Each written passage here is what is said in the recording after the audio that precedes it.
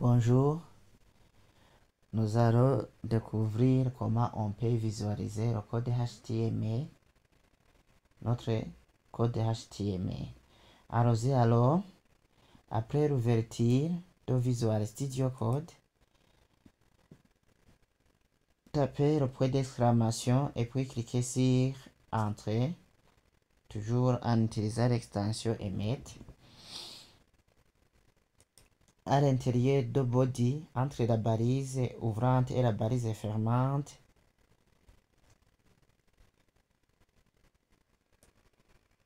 si je veux diminuer pour bien visualiser, affiché avec le titre de niveau 1,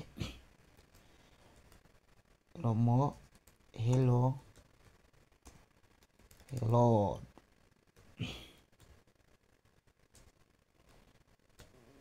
world, et puis enregistrez toujours. Si vous n'enregistrez pas votre document, ne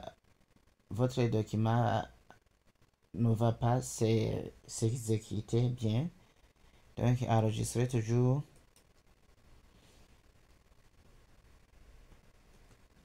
Puisque moi, pour enregistrer, j'ai mis le mot de passe, c'est pourquoi toujours vous trouverez que je mets le mot de passe. Ici, il est alors de visualiser tout le code qui se trouve ici. Pour visualiser, ouvrez votre navigateur. Par exemple, j'ouvre le navigateur qui se trouve ici. Et je vais alors ouvrir une nouvelle fenêtre. Oui, ici.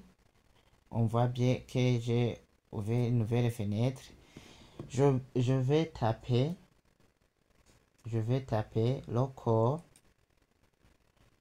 localhost. Je vais regarder le dossier où je suis. Je suis dans le dossier test1 où j'ai créé le fichier qui s'appelle page.html. Je vous montre bien ici.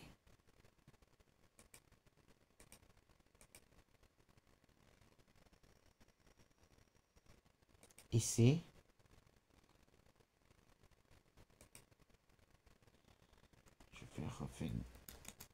Je vais revenir en arrière pour voir comment j'ai pu arriver par ici. Donc, j'ai cliqué sur le disque dur interne 1. J'ai allé dans le dossier OT. J'ai ouvert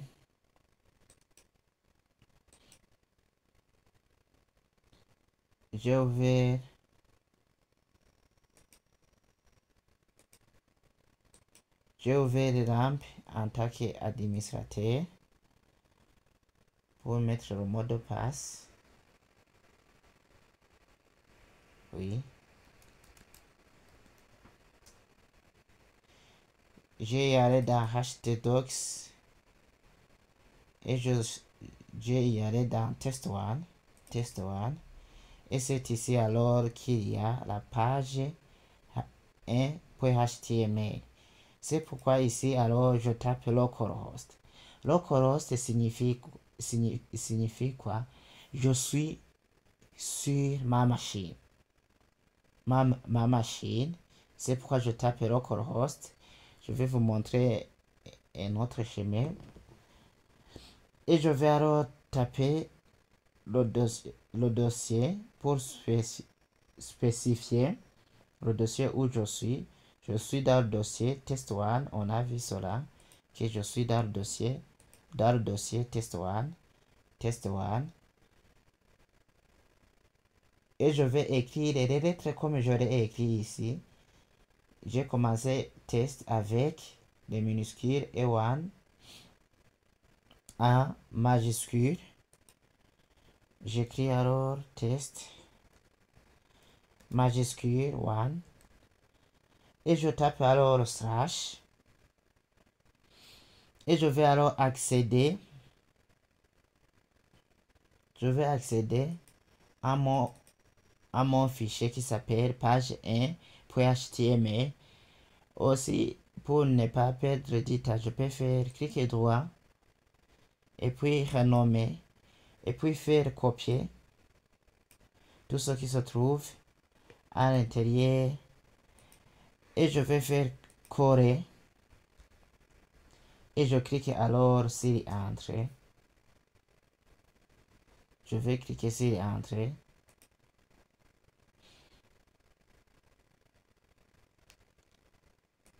Et je vais voir qu'on a affiché le mot Hello World. Et voilà.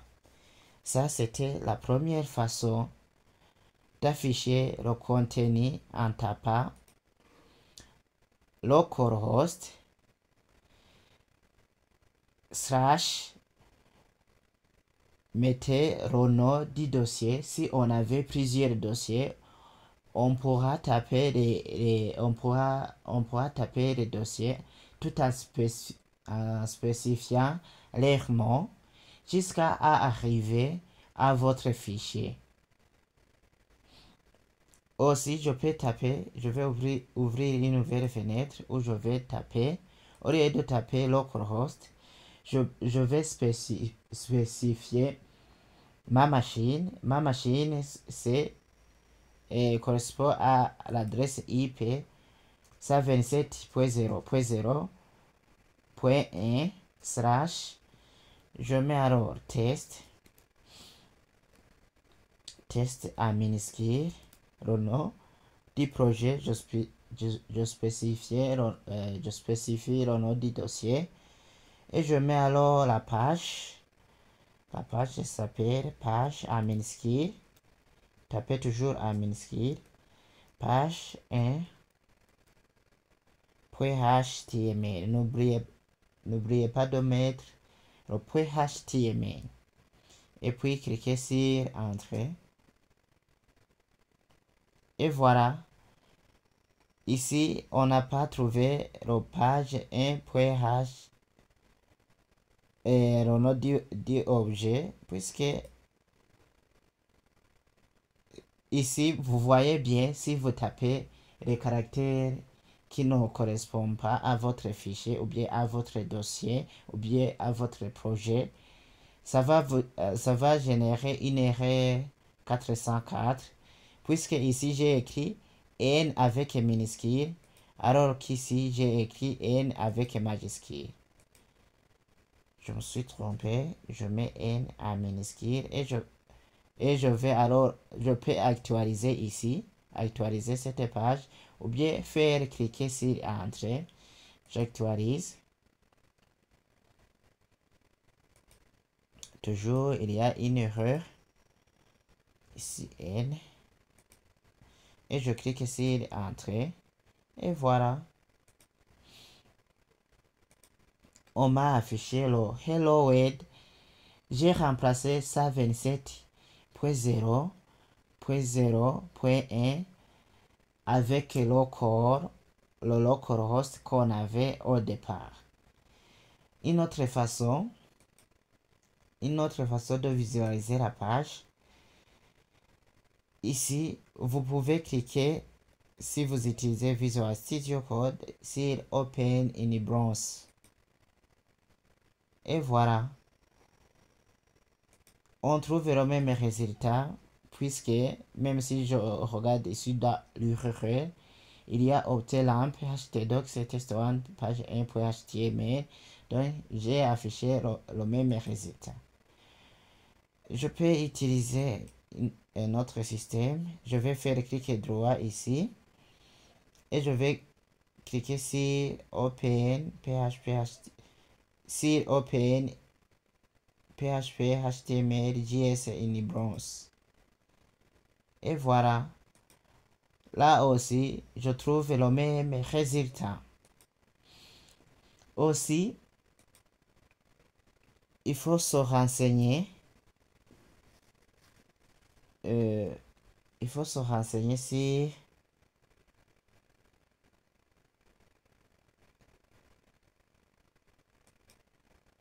ce qu'on appelle Live Server, l'extension qu'on appelle Live Server. c'est en extension. Je vais diminuer un peu.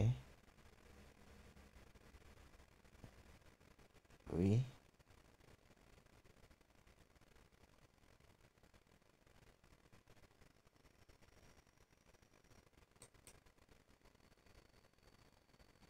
Je vais chercher Live Server.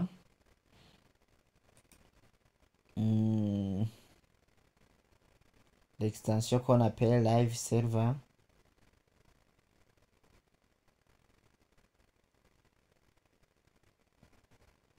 Non, c'est dans View. Je vais chercher dans View.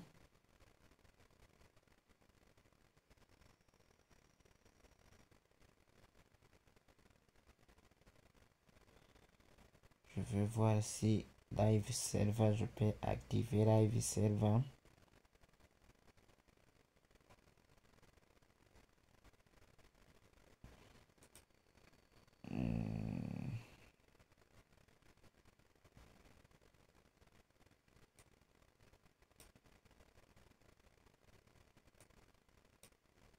Bon.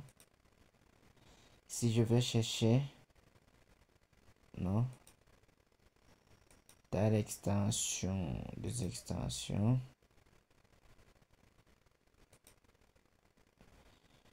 je vais chercher Live Server.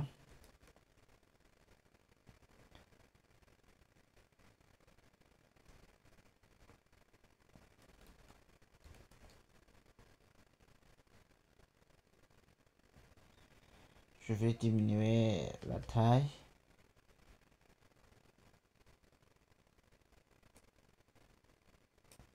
Et oui, je vais Start Live Server. Cette extension avait été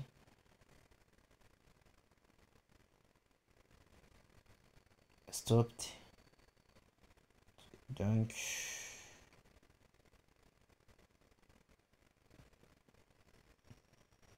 ici, je vais l'installer.